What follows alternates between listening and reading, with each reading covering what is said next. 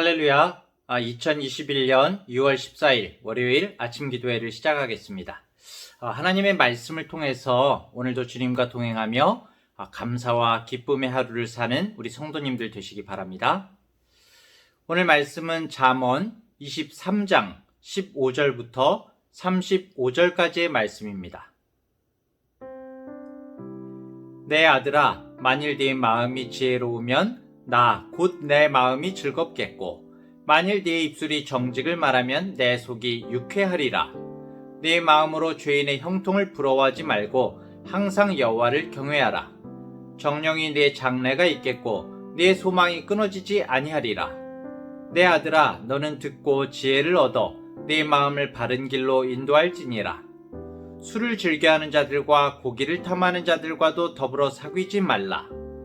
술 취하고 음식을 탐하는 자는 가난하여질 것이요, 잠자기를 즐겨하는 자는 헤어진 옷을 입을 것임이니라. 너를 낳은 아비에게 청종하고 네 늙은 어미를 경히 여기지 말지니라. 진리를 사되 팔지는 말며 지혜와 훈계와 명철도 그리할지니라. 의인의 아비는 크게 즐거울 것이요, 지혜로운 자식을 낳은 자는 그로 말미암아 즐거울 것이니라. 네 부모를 즐겁게 하며 너를 낳은 어미를 기쁘게 하라. 내 아들아, 네 마음을 내게 주며 네 눈으로 내 길을 즐거워할지어다. 대저 음녀는 깊은 구덩이요, 이방 여인은 좁은 함정이라. 참으로 그는 강도같이 매복하며 사람들 중에 사악한 자가 많아지게 하느니라. 재앙이 네게 있느뇨, 근심이 네게 있느뇨, 분쟁이 네게 있느뇨, 원망이 네게 있느뇨, 까닭없는 상처가 네게 있느뇨, 붉은 눈이 네게 있느뇨. 술에 잠긴 자에게 있고 혼합한 술을 구하러 다니는 자에게 있느니라. 포도주는 붉고 잔에서 번쩍이며 순하게 내려가나니 너는 그것을 보지도 말지어다.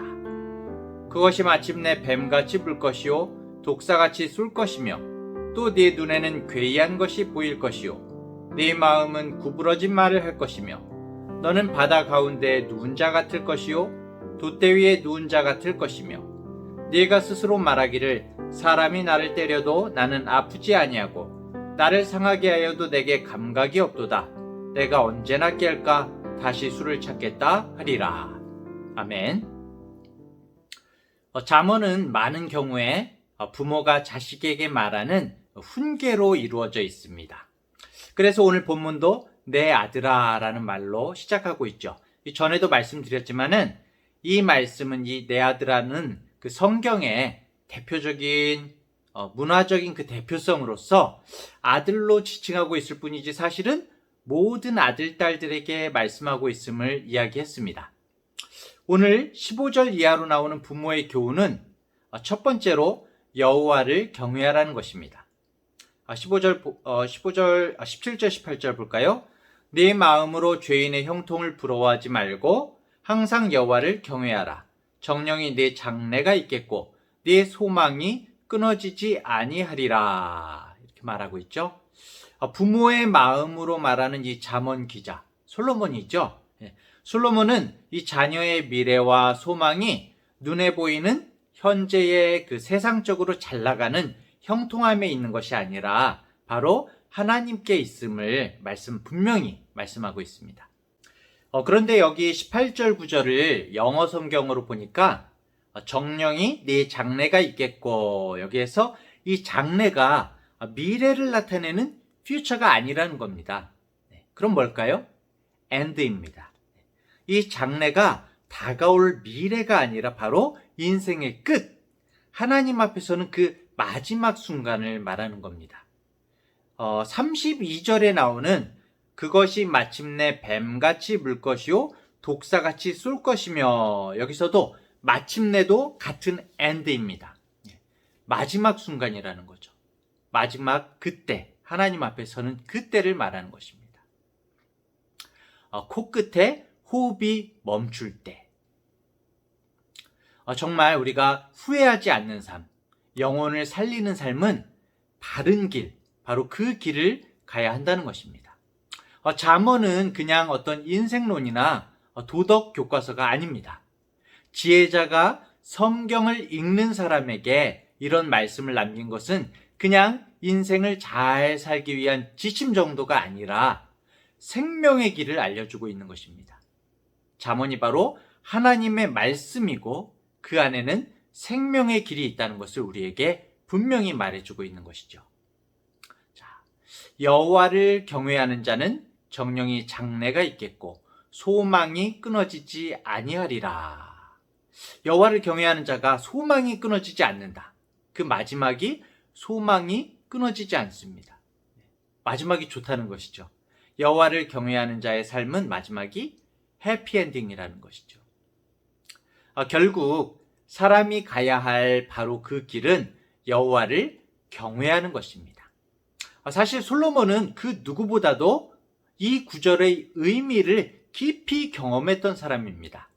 솔로몬 같은 그 부귀영화를 누리며 화려한 인생을 살았던 사람이 세상에 없기 때문이죠.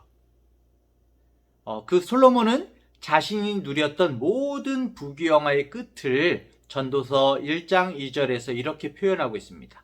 헛되고 헛되며 헛되고 헛되니 모든 것이 헛되도다.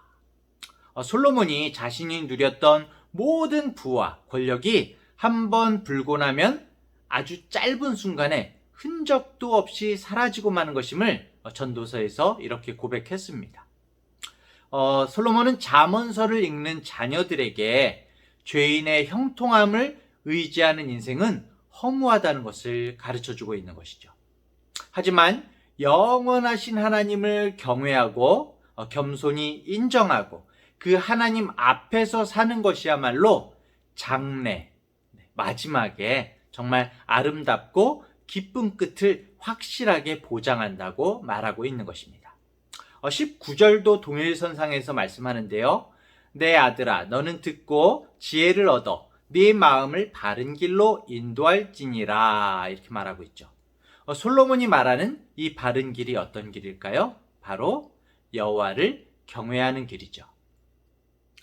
솔로몬이 자녀들에게 들려주는 두 번째 교훈은 탐욕이나 일시적인 쾌락에 자신의 인생을 허비하지 말라는 내용입니다. 20절을 한번 볼까요? 술을 즐겨하는 자들과 고기를 탐하는 자들과도 더불어 사귀지 말라. 이 20절은 사실 술을 먹어야 한다, 먹지 말아야 한다라는 문제라기보다는 탐욕의 어떤 매개체로서 술과 고기를 대표적으로 예로 든 것입니다. 술과 고기는 여기서는 사실 그 자체로는 그냥 음식으로 나오고 있는 것이고요. 하지만 잠언서 기자는 이 술과 고기, 그것을 탐하는 자들과 사귀지 말라 이렇게 말하고 있습니다. 탐한다. 탐한다는 것은 자신의 쾌락과 욕심을 위해서 탐욕스럽게 마시거나 먹으면서 절제하지 못하는 것에 대해서 경고하고 있는 것이죠. 그리고 29절 이하에는 좀 더 상세하게 이 술에 취한 사람의 상태를 잘 묘사하고 있는데요. 35절을 볼까요? 네가 스스로 말하기를 사람이 나를 때려도 나는 아프지 아니하고 나를 상하게 하여도 내게 감각이 없도다. 내가 언제나 깰까 다시 술을 찾겠다 하리라 이렇게 말하고 있죠. 술은 사람의 판단력을 잃게 하고 무감각하게 만들죠. 사실 술뿐만이 아니라 모든 종류의 그 쾌락을 추구하게 하는 매개체들, 마약이나 도박이나 갖가지 중독은 사람을 무감각하게 만들고 현실을 똑바로 인식하지 못하게 합니다. 사람이 매를 맞으면 사실 아픈 것이 정상이죠. 그런데 맞아도 아픔을 느끼지 못한다면 그것은 굉장히 심각한 문제를 불러옵니다. 술, 약물, 도박, 게임 등등은 일시적으로 사람을 무감각해지게 만들고 또 현실의 압박으로부터 벗어난 것처럼 느끼게 합니다. 하지만 그것은 잠시의 느낌일 뿐이고 현실의 문제는 여전히 남아있는 거죠. 우리는 사실 이 인생에 대한 근육을 키울 필요가 있거든요. 때로는 주님께서는 우리들이 감당할 만한 시험들을 통해서 우리의 인생 근육을 키워주시죠. 주님과 동행하면서 주님의 격려를 들으면서 인생의 어려움들을 헤쳐나가면서 우리가 주님께 순종할 때 우리는 어려움 가운데에도 주님을 바라보면서 넉넉히 걸어갈 수 있는 그런 인생 근육을 키울 수가 있는 것입니다. 그런데 이 술이나 다른 중독을 부르는 매개체의 힘을 빌려서 잠깐 현실을 외면하거나 현실에 대해서 무감각해지면은 그 뒤에 다가오는 현실이 더 아픈 거죠. 더욱 아프고 더욱 괴로워서 사실은 좀 무서운 말이지만은 현실로 돌아올 수가 없습니다. 언제나 몽롱한 상태, 현실을 회피하면서 현실로 돌아올 수가 없는 것이죠. 자포자기하게 되는 거죠. 32절에 보면은 그것이 마침내 뱀같이 물 것이요 독사같이 쏠 것이며 그렇게 말하고 있습니다. 일시적으로 벗어난 것 같은 이 현실에 다시 부딪혀야 되는 어려움을 잘 묘사해 주고 있는 것이죠. 결국 무섭고 매서운 현실 앞에서 성경이 가르쳐 주고 있는 참된 지혜는 탐욕을 버리는 것입니다. 그리고 그 탐욕을 버리기 위해서는 그 탐욕의 매개체들을 버려야 하는 것이죠. 대표적으로 여기서는 술로 나왔죠. 술.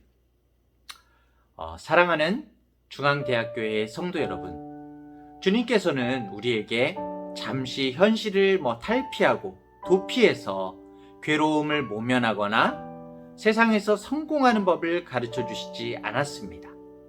우리 주님께서는 우리에게 영원히 살 수 있는 참된 지혜를 가르쳐 주시죠.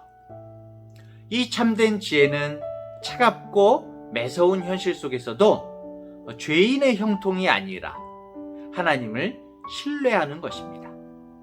그 하나님을 나의 미래와 나의 소망으로 삼는 것입니다. 그렇기 때문에 사랑하는 성도님들, 쾌락으로 현실을 도피하는 것이 아니라 우리를 도우시는 주님의 능력을 힘입어서 이 세상 속으로 당당히 걸어갈 수 있는 담대함을 우리 주님께 구해야 되겠습니다. 주님께서는 반드시 우리의 능력이 되어주시며 이 세상을 이길 수 있는 지혜가 되어주실 것입니다. 하나님께서는 자녀된 우리가 영원히 구원받는 생명의 길을 가기를 원하십니다. 누가 그 길을 갈 수 있다고요? 여호와를 경외하는 자가 그 길을 가는 것입니다. 누가 여호와를 경외하는 자입니까? 길이요 진리요 생명이신 예수 그리스도를 구주로 영접한 자가 하나님을 경외하는 자이고 가장 지혜로운 자입니다.